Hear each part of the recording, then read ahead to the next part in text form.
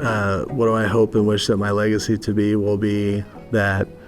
accomplishing things is great, but I feel my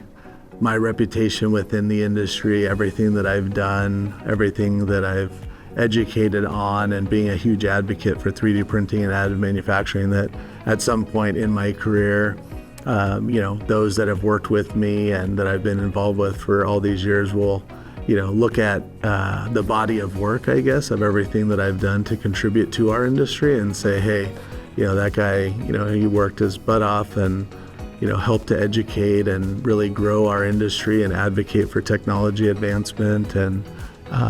also to give tons of people opportunity to learn and grow and get into the business, which I had my opportunity to get into this business. It wasn't my plan, but it happened. And so that's really important for me too, is to give people opportunity to work in this business and to, for them to grow in it.